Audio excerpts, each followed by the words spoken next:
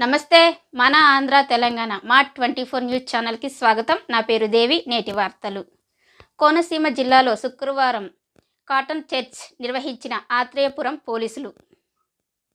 ఆత్రేయపురం మండలం రాజవరం పేరవరం గ్రామాల్లో cardinal search నిర్వహించినట్లు పోలీసులు తెలిపారు. ఈ కార్డన్ సెర్చ్లో రికార్డు లేని 20 బైకులు, 400 లీటర్ల నాటుసారా, తయారీకి ఉంచిన బెల్లం, 20 లీటర్ల నాటుసారా సీజ్ చేసినట్లు వారు తెలిపారు.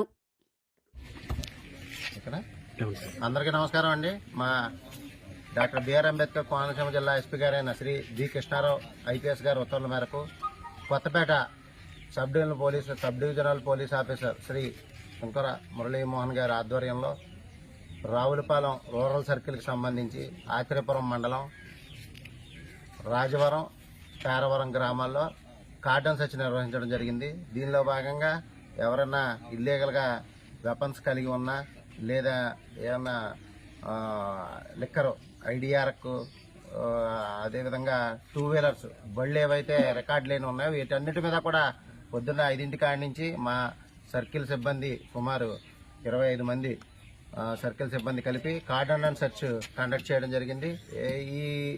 దీనిలో భాగంగా ఒక రికార్డు లేనివి ఒక 20 బళ్ళు వరకు సీజ్ చేసాం. అదేవిధంగా మన రాజవారంలో ఒక ఇంట్లో 400 లీటర్లు వాష్ జాగరీ, అదేవిధంగా ఆవిడ దగ్గర నుంచి ఒక 20 లీటర్లు నాటు సారా కూడా సీజ్ చేసాం.